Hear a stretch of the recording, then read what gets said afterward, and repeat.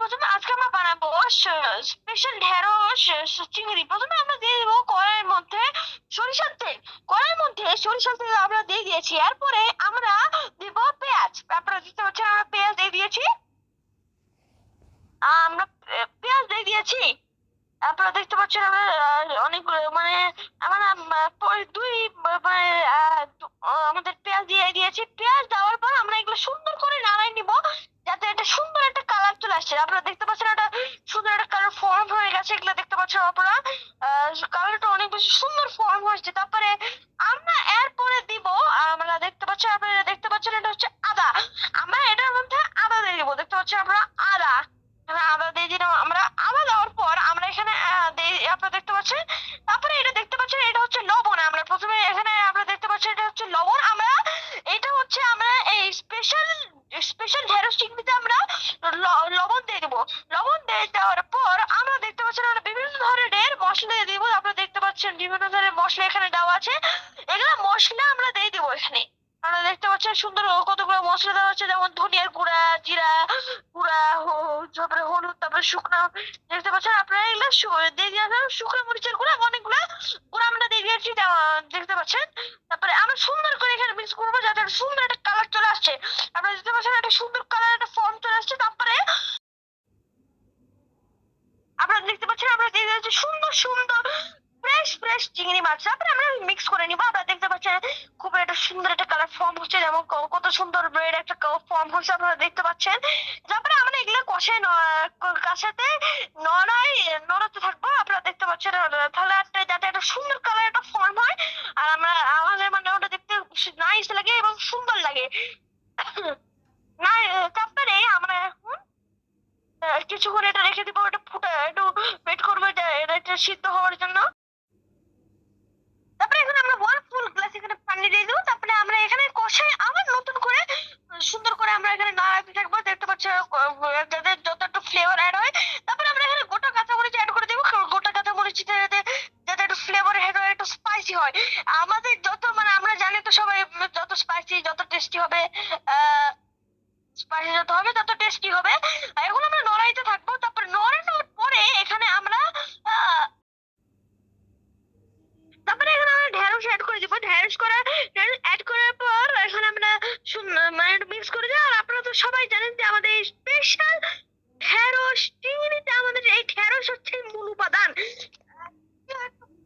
আমাদের এখানে ঢেঁড়স একটা খুবই একটা জরুরি একটা জিনিস, যে আমাদের এটা ছাড়া তো কখনো আমাদের স্পেশাল ঢেঁড়স চিংড়িটা হবে না। আর আপনারা দেখতে পাচ্ছেন এখানে আমরা মিক্স করে দিব, যাতে একটা সুন্দর একটু মানে ফ্লেভার আসে। তারপরে আমরা দেখতে পাচ্ছেন এখন আপনারা এখানে দেখতে পাচ্ছেন কত সুন্দর একটা ফ্লেভার, কত টেস্টি লাগতেছে এটা। তারপরে এখানে আপনারা দেখতে পাচ্ছেন এখানে আমরা কয়েকটা আপনারা দেখতে পাচ্ছেন আমরা ওখানে কালো জিরা অ্যাড করে দিয়েছি। তারপরে আমরা এখানে কালো জিরা অ্যাড করার পর এখানে নড়াতে থাকবো। আপনারা দেখতে পাচ্ছেন সুন্দর একটা হচ্ছে, দেখতে পাচ্ছেন কত সুন্দর। আর এই কালো জিরা আপনারা দেখতে পাচ্ছেন কালো জিরা আমরা অ্যাড করছি। তারপরে এখানে আমরা মানে করে দিয়েছি। তারপরে আপনারা দেখতে পাচ্ছেন আমরা কত বেশি টেস্টি লাগতেছে, কত বেশি অ্যামেজিং ফ্লেভারফুল। দেখে মনে হচ্ছে খুব টেস্টি। তারপরে আমরা একটু ঢেকে নিব।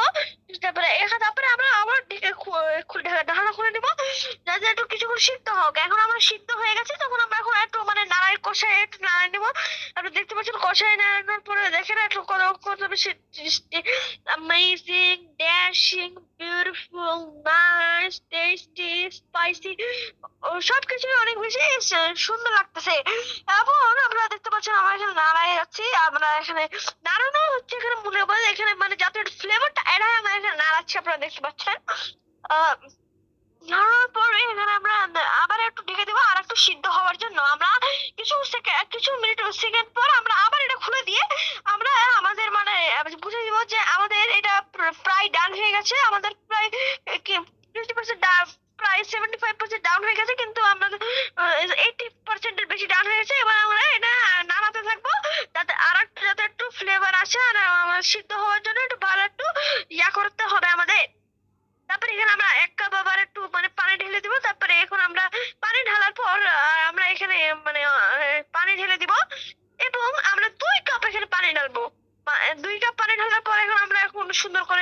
ইয়া করতে থাকবো, নাড়াতে থাকবো কষায়। এটা দেখতে পাচ্ছেন মানে সুন্দর লাগতেছে, কত বেশি টেস্টি লাগতেছে। আপনারা দেখতে পাচ্ছেন কত ফ্লেভারফুল স্পাইসি টেস্টি। তারপর আমরা সিদ্ধ হওয়ার জন্য রেখে দেবো। কিছু সেকেন্ড পর আমরা সিদ্ধ হয়ে গেলে আপনারা দেখতে পাচ্ছেন এরকম একটা সুন্দর একটা দেখতে আসে। এটা একটু দেখতে হবে। আর এটা দেখতে আপনারা দেখতে পাচ্ছেন অনেক বেশি সুন্দর লাগতেছে এটা দেখা। এখন আমরা এটা একটু নাড়া, আমাদের স্পেশাল হ্যাবিট মশলা চিকেন এর মানে আমাদের পানিটা আসলে ওটা একটু ঝোল ঝোল হবে না, এর জন্য আমরা শুকানোর জন্য এটা এখনো একটু ঢেকে দিব। আপনারা দেখতে পাচ্ছেন এখন যাতে একটু মানে পানিটা একটু অনেক বেশি ঝোল ঝোল হবে না, এটা হবে শুকনো শুকনো। এই জন্য পানিটা পুরো শুকনো হওয়ার জন্য আমরা এর উপরে যা দিয়ে দিয়েছিলাম। এখন আমরা এখানে কিছুক্ষণ নড়াবো। আমরা এখানে দেখতে পাচ্ছেন আমি সুন্দর করে নড়াচ্ছি। এরপরে এটা দেখতে পাচ্ছেন আপনার ডান হয়ে গেছে কিছুক্ষণ নড়ানোর পর, কারণ পানিটা সিদ্ধ হয়ে গেছে। তারপরে আমরা দেখতে পাচ্ছেন এই ফাইনাল রেজাল্টটা দেখতে পাচ্ছেন আপনারা। মানে ওভারঅল খুবই অ্যামেজিং এবং টেস্টি এবং স্পাইসি এবং ফ্লেভারফুল লাগতেছে। আর এটা খুবই মানুষরা পছন্দ করবে। তা আমি ডেফিনেটলি রেকমেন্ড করছি আপনারা এভাবে ট্রাই করেন আমাদের এই রেসিপিটা। তো আজকের জন্য এইটুকু, বাই বাই।